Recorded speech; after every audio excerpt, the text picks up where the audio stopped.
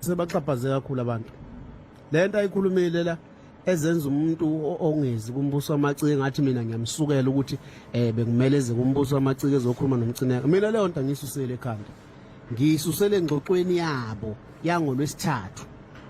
Abayixoxile uNgizwe waxolisa kuMcineka wathi ngiyaxolisa ukuthi ngikhulume kabi kuwena kade ngiyi-live Monday ngathi unesihluthu esinamafinyila. Ngiyaxolisa ukuthi ngithuke wena siqu sakho. Waxolisa uNgizwe kuMcineka kwazi wamxhawula. Bayixoxe for 3 hours. Wafika ngo-7:15, uMcineka wafika ngo-7.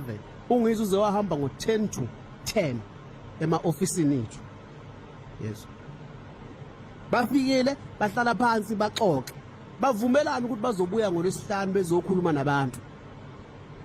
Bebatshela ukuthi inkinga bebenazo sebeyilungisile. Kodwa namhlanje sekungathi mina ngivele ngayisusela ekhanda yonke lento. Angisuselanga ekhanda yonke lento mina.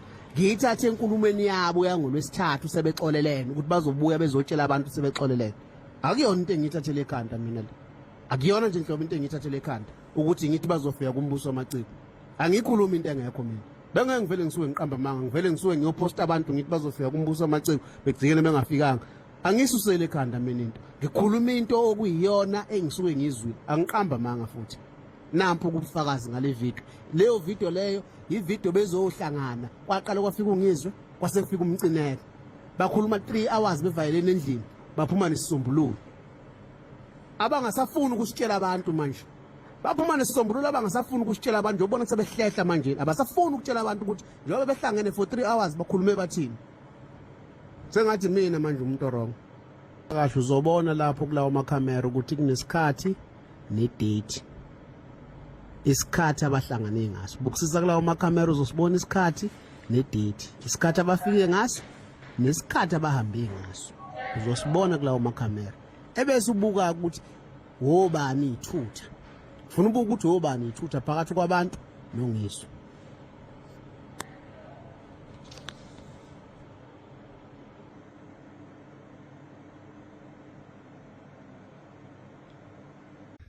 Sanibonani maphenqa.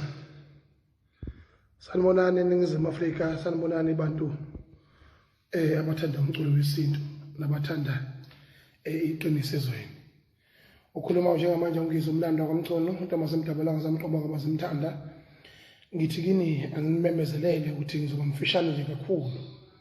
Nganza kwethu ngibonile lapha ke iposter ebhalwe insizwa yakwamapholo uKing Ngqobo eyibhala ngenxa yokuthi ufuna ukuxazulula izikhalazo zami engizenzile lapha ke kuNgizwe online. Ikhalaza ngodaba lokuthi abaculi abaningi abamisiwe ngendlela abafanele benziwe ngayo. Ngaphinde ngakhalaza nanokuthi isimo sempilo nje ke yonkana nomlando kaMaskand uyadukiswa. Ngakho ke ngithi ke kini bantu bakithi bamabhinqa njengopresident wenu, njengoba mina noMcineka siphambene asibanga lutho, sibanga indlela yakwenza, sibanga iqiniso, sibanga ukuthi abangenzeleli. Mabengenzeleli kubalekile ukuthi sazi ukuthi umlando kaMaskand uphazanyiswa, futhi mabefuna ukwenza izinto zabo abenze izinto zabo ngendlela nje ekahle engaphazamisi umlando kaMaskand, engahlukumezi umlando wama-artist, engabi bias futhi. Ngakho ke noma ikuphi la kusuke kune-conflict khona nganza kwethu kubalekile ukuthi kube khona umuntu ongenelelayo. Ngifuna ukubonga kakhulu kumapholoba ke insizwa uKing Ngqobo ngokusukuma ukuthi azongenelela emkhumbini wamabhinqa ke afise ukuthi uxazululeke esigabeni sami noMcineka ngonakuba naye eyingxenye yeinkinga ezikhona kuMaskand. Nawe usafuna ukuxazululwa nje ngesingayi nje. Ufuna ukutatululwa naye ngesingayi ngeenkinga abhekene nazo naye ngesingayi uyaxova naye. Ucineka uyaxova noMcineka uGe uyaxova. Kodwa ukusukuma bakwethu ongalwi bese esukuma ezolamula kuyinto enhle kakhulu leyo. Ngakho ke insizwa zakithi niyazi intombi zakithi niyazi kuphela inyanga eyinkinga ziningi, niyafuna ukuthi nijabule lemakhaya ngamakhaya. Kune poster ke ephumile ukuthi mina ngimenyiwe lapha ke kumbuso wamaciko. Ngithi kini ngani kwethu asikwazi ukuthi emlandweni wakithi kwaZulu bese sithi singaze sibhekane nesizomcineka siqhamuke sesiyobhekana lapha kwabantu. Ngakho ke ngiyakwamukela ukuxazululwa. Ngiyakwamukela futhi ukuthi sikhulumisane umcimbi wempucuzeko sowufisa wenzekile. Nesifiso sakithi ngani kwethu ngoba into enhle lela amabhinqa athathe 2 years wonke egonqile singazi ukuthi kuzokwenzakalana ezweni.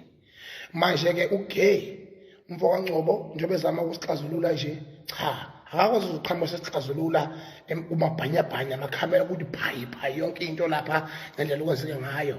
Ngithi cha bobo ungizwe umchunu angizukuphumelela ukuba ingxenye iyakhona lapha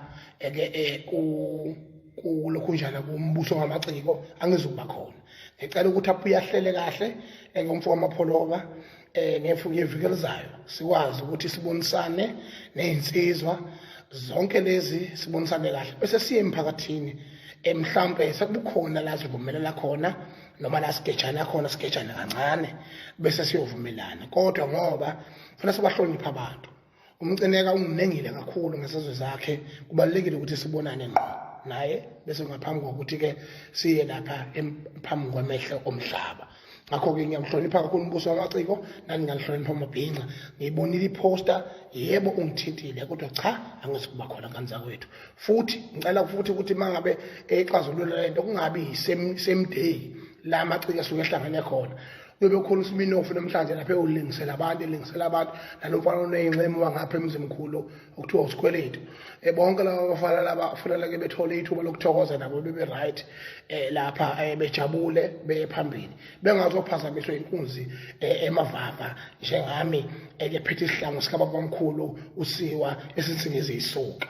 Ngakho ke kuyoba inkinga kakhulu lokho ngakuzikulibeka lapha namhlanje akuhlelwe esinye isikhathi kuba nomhlangano weCaucus before siye kubantu ngaphekwa lokho. There is a security threat against my name. I'm aware of that. Ziyakhala sheshani phela madoda nami ngibulaleni phela akunini nokunini ngizingela ngibulaleni phela uNkulunkulu wami mphumuleke awuyeni eshembe hey lokho ngigudla niyalena nani nenkabe ezingamagwala. Okay sisuke ke lapho bese siya la ipage lami kunama email angaphezulu ka13. There's an attempt of my page ukuthi lihekwe. Leyo nto leyirong kakhulu. Cela wonke lo muntu ozama lo masimba la ozama leyo nto leyo ngicela angixeke because njengamanje ngibhizi ngama IT specialist ukuthi azame ukuthi enze njani ukuqomofela labo bantu ubani lokhe in where ulokhe in wapi kuyatholakala khona umuntu lokhe in ekuphi omunye lokho in ekuphi. Sizabalandela ngoba siphatha namafoni adulayo. Shembe ngiyacela uNkulunkulu wezinomhlaba ukuthi mina ngafa noma yini ngifele ukuthi ngikhuluma iqiniso. Iqiniso abantu abalifuni angizonke umuntu kodwa iqiniso limile sekuthenini ngiyafisa ukuthi sibe samabhinqa siye phambili. Ngakho ngithi mabhinqa kithi eNingizimu Afrika ngiyanthanda kodwa namhlanje angiyila amapholoba phuzani ngokuqala nje ngamanje phuzani iziphuzele nje nibukusa mina ofele ngisela abantu lapha impilo yephambili angilibeki lapha kuyobe kuhleleke ayikhala. Ngiyabonga kanza kwethu ngiyanthanda kakhulu abantu bakababa uNkulunkulu wami